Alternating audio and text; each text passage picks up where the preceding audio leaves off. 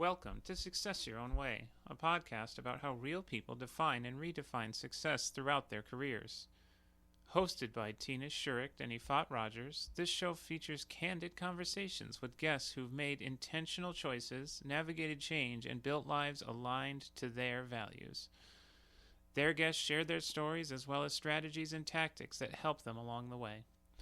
Tina's a certified coach and a former corporate leader who supports professionals in making confident, values-driven decisions. Ifad is a consultant with a background in food science and engineering, helping people solve complex problems with a practical, no-nonsense approach. Each episode offers inspiration and actionable insights for anyone rethinking what success looks like in their life and how to get there.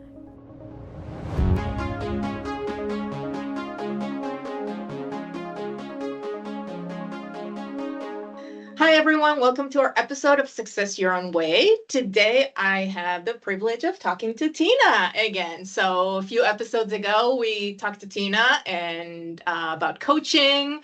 And today, we're going to focus more about your journey and your definition of success, what we haven't covered yet. So let's jump right in. Tell us about your story. Yeah, let's do it. How did you get here? It's such a great question. It was something Ifat and I were talking about. We've asked our guests this question numerous times and we've never asked each other. And so now I get a chance to share a little bit more about my story with our listeners. And I grew up in northern Wisconsin in a really small town. If you listen to the previous podcast, you heard from my brother, Mark Weiler, and I had a really great upbringing and decided to go to college up in the Upper Peninsula of Michigan at Michigan Tech University for chemical engineering. I love the outdoors and got to experience that kind of exponentially up in the Upper Peninsula of Michigan. I then got a role at Kimberly-Clark Corporation as a product owner and also led their co-op and intern program. And that was a real turning point for me. I had co-op there as well, so I knew the company, and it was in Wisconsin, so it was nice and close to home. And then I started realizing I'd only lived in Wisconsin and it would be fun to live somewhere else. So I ended up going to get my MBA in Colorado at the University of Colorado at Boulder, and had a great time there. There I started doing some marketing work. I also got a little taste of entrepreneurship. I started a company with some colleagues called Big Clean Trucks. I did not know that. Yes, and it's a compressed natural gas vehicle maintenance company. So lived in Denver for a few years, and then I got a call from Microsoft, and they asked me to come be a service operations planner. So it was up my alley in the beginnings of social media, really, and online presence. I had a great career at Microsoft. I did a variety of roles there, including about 7 years in marketing, and then also as a chief of staff or business operations manager for a number of years as well.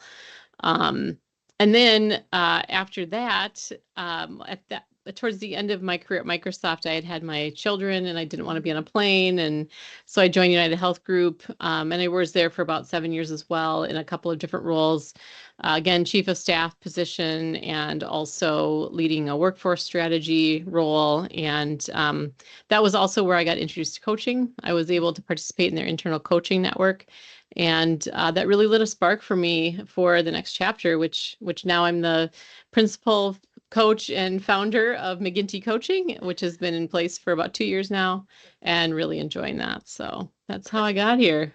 That's interesting path and lots of different places to live. So I came from a small country, and the most you can drive is 5 hours in any direction. And when I moved here, it was like people move a lot, but there's a lot of opportunities, Yeah. which I thought was really cool. And the more I talk to people, I hear more and more about it. So Tina, how well did the plan for your life line up with your actual experience? Yeah, that's a great opportunity to reflect. And I would say, generally speaking, career-wise, it lined up pretty darn well. I mean, I really felt like I wanted to be in the corporate world. I wanted to lead. I was kind of a natural leader, even in my younger days, and student council and basketball and all kinds of stuff. that I really enjoyed doing. So I did see myself becoming a leader.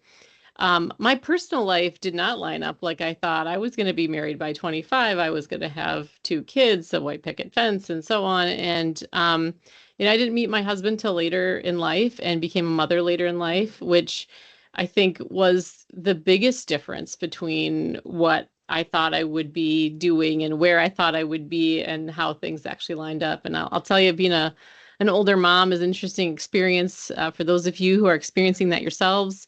Some days they keep me real young and some days they make me feel real old. So that's what I would say about that.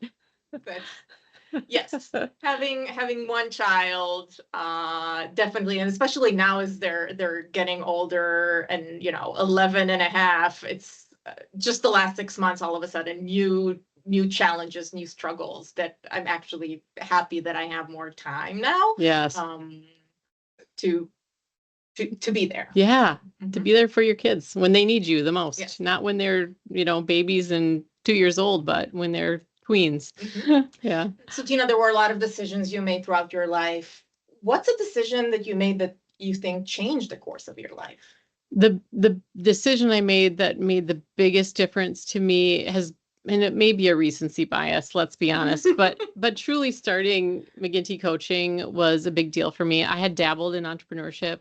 I had partners in that case, and McGinty is all mine, and that's how I like it. And I love the flexibility of it. And again, being there, that's a theme here, I think, being there for our kids, getting them on the bus, getting them off the bus, taking them to their activities. I think that is something I didn't anticipate becoming a mother, although maybe I should have.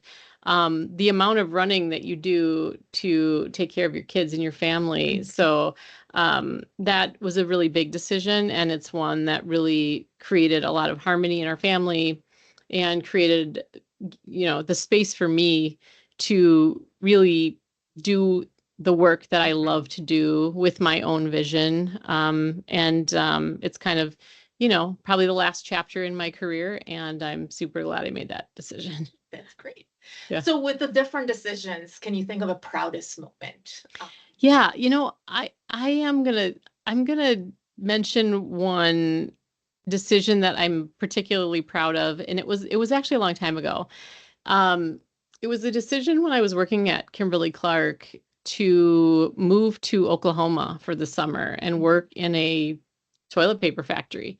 And I mean, I was young-ish. I was in my early 20s, I think, or maybe 20 years old. And I'd never really experienced anything outside of Wisconsin. And I had this opportunity to be there for one of my co-ops, actually. And what kind of transpired during the experience was not only living really far away from home, but living in a completely different environment than I was used to, doing work that I wasn't used to, being in a very male-dominated situation in the factory. But I really grew from that experience. So it took a lot of courage to make that decision. I didn't have to take that co-op experience. I could have just stayed in, cushy Appleton, Wisconsin, but I decided to make that leap. And I'm really proud of making that choice. What did you learn from kind of that proud moment? Yeah, I think I learned a lot. It's been a while since that happened, but it gave me the confidence to know that I could be on my own. And since I did marry later and have a family later, I was on my own for a really long time, through my 20s and into my late 30s. And I think if I hadn't had that experience of being on my own at that kind of youngish age, I wouldn't have had the confidence to know that I could handle anything. I purchased my first home when I was in my early 20s. I sold it myself. I did hard things, and I think that really laid the foundation for me. So Tina, we talk a lot about success in this podcast, but all of us have had less than successful parts or gigs or anything like that.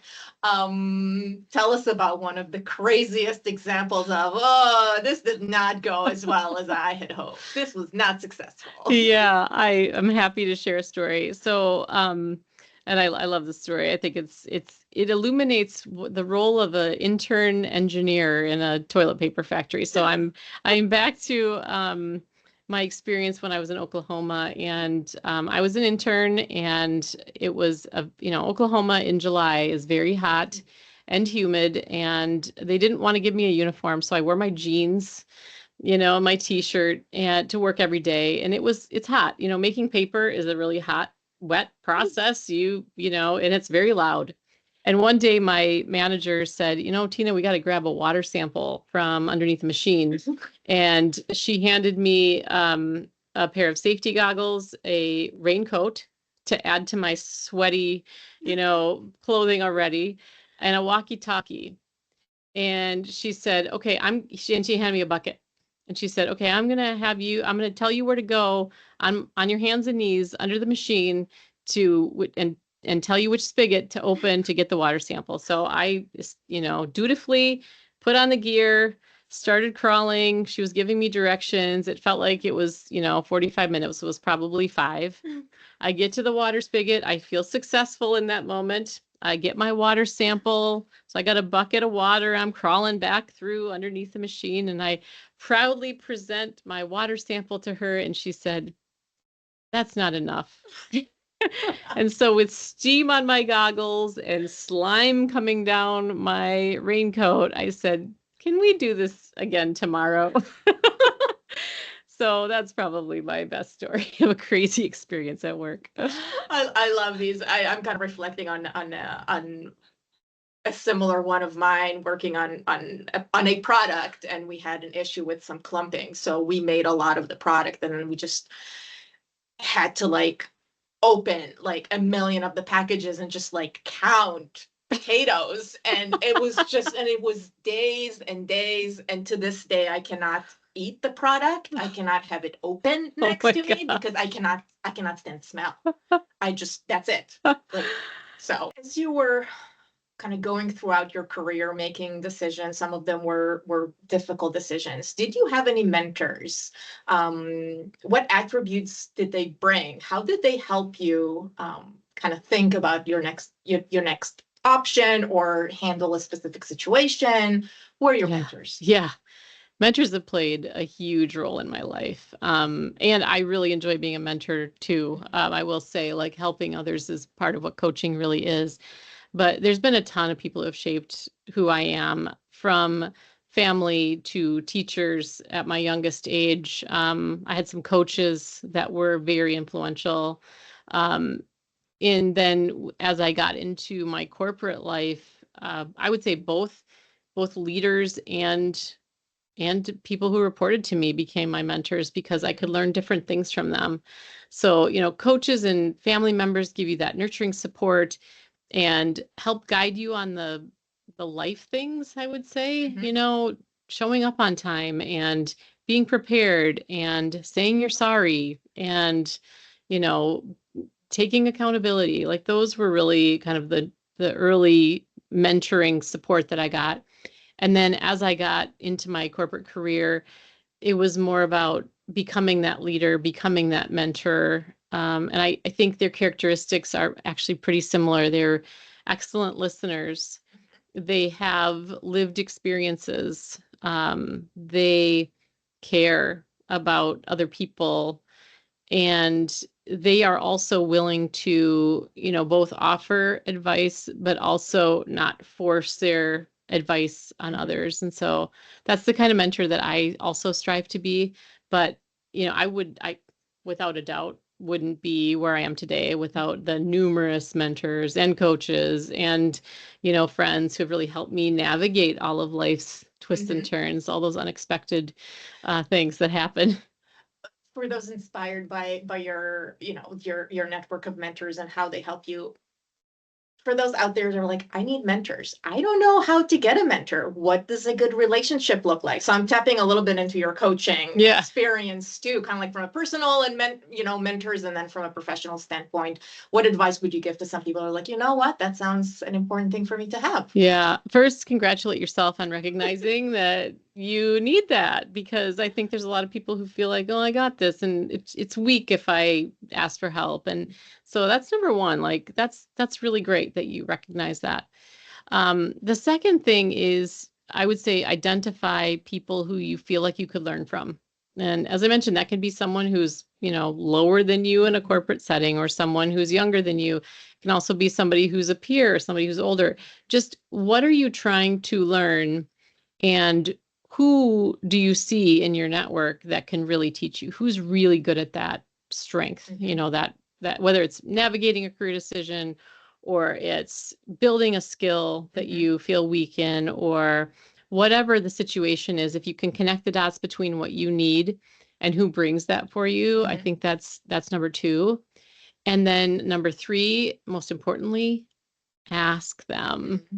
I've talked to numerous people who are like, I need a mentor, and I've identified this person, but I hate to ask them, and I don't think they're going to say yes.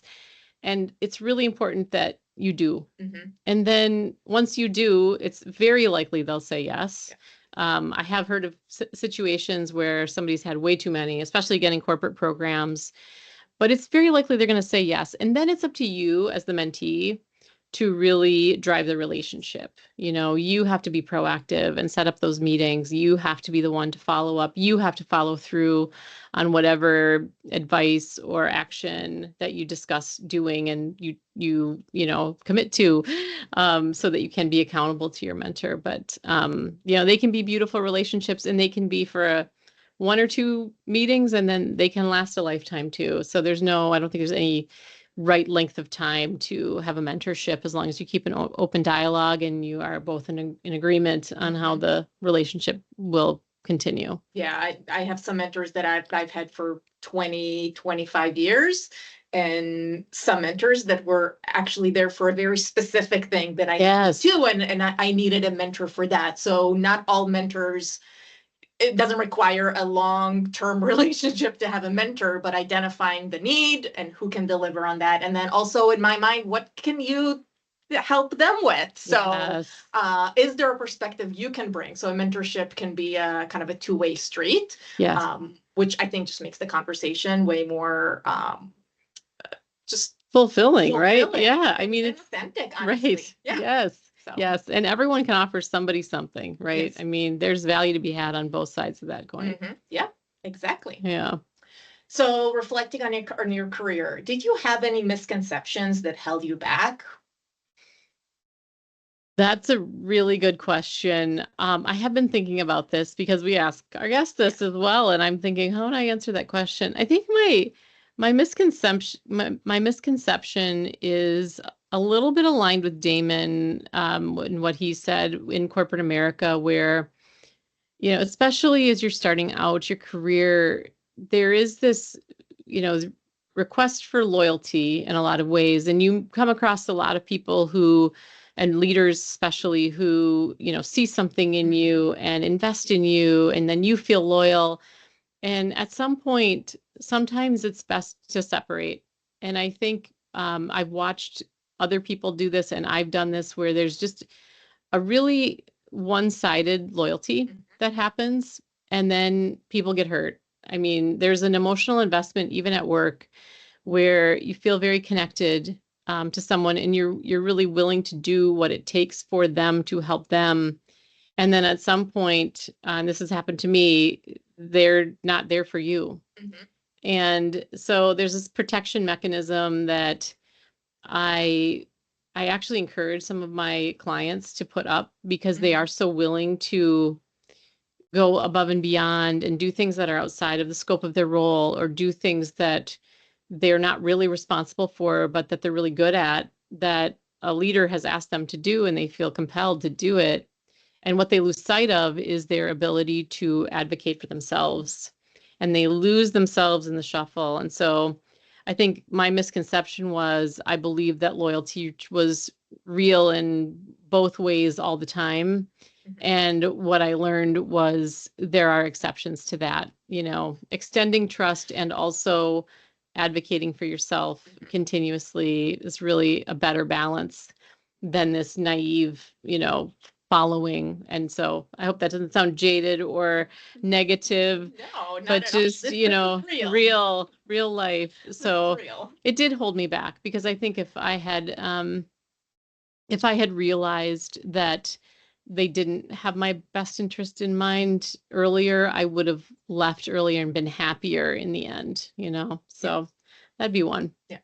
And I'd like to tie kind of misconceptions to mentors. So one of the things with misconceptions is, you don't know what you don't know. So you are, kind of in your head, and mentors can help kind of pull you out and help base or the misconception validate or not. So that is Yes. just another kind of tool that helps with misconceptions, is Yes. really talking to other people to see what's true and what's not. Yeah, exactly. Exactly. I love that. So kind of as we're actually starting to wrap up, what are you grateful for? Oh, gratitude is such an important part of my existence these days. And I don't think I would have said that like a few years ago. I'm grateful for so much. I think first and foremost, from a career perspective, this opportunity that I have right now with all the flexibility that I have, which I've earned through putting in the time in corporate America and doing what was expected and delivering.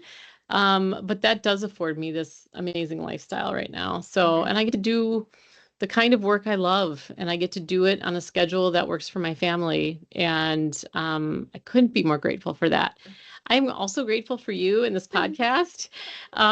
This ability, I don't think we've told the story of how this happened, No. but our kids were playing on a play date, and Ifat was like, let's have a coffee and just chat. And she's like, you ever want to do a podcast? And I said, hadn't thought about it. And she's like, well, let's do it. And I was totally willing, because you were so passionate, and I could see how this could benefit both of us, in marketing, and then also just putting ourselves out there, which takes just a ton of courage. So another thing I'm grateful for is you, my family also. They're so supportive of me making this type of change.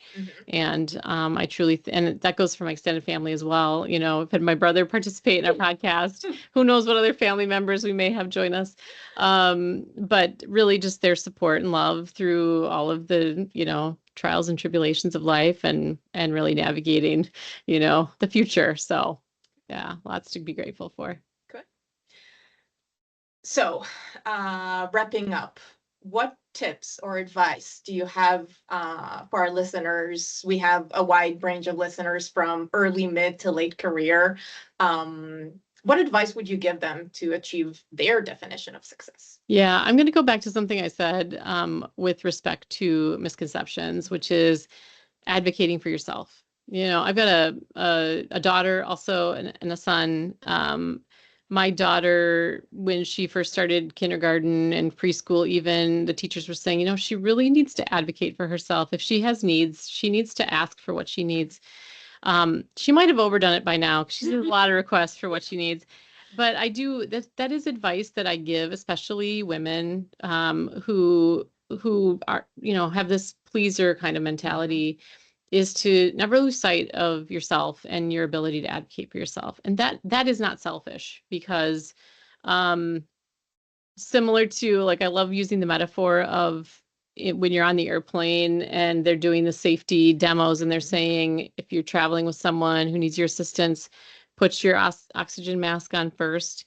And I remind myself of that, and I remind my clients of that all the time. Like, if you can't save yourself or serve yourself, you cannot be there for anyone else. So advocating for yourself would be a tip that I would give. And continuing to stay true to your values is another thing. Whenever I start a client engagement, we talk about values. And oftentimes, if someone's feeling frustrated or stuck in their current role, it's because their values don't line up with that company or that role. And that disconnect creates stress and health issues and mental health issues and just all kinds of bad things, because it's too much work to be someone other than yourself. So that authenticity and that alignment with values and what you're spending your time on just becomes super critical for for your joy, for your ability to navigate life and enjoy it as long as we're here. Yeah. With that, we're actually going to close today's episode. Thank you for listening. Please share this episode with anyone you think will find it inspiring. Like and subscribe. We also have a YouTube channel you can join us at. So thank you so much, Tina. Thank you, Ifat. It was great talking with you. All right. Thank you for joining us on Success Your Own Way. We hope you found this episode inspiring and took away actionable insights. Please tune in for our next episode. And if you know someone who is rethinking what success looks like in their life, please share this episode with them.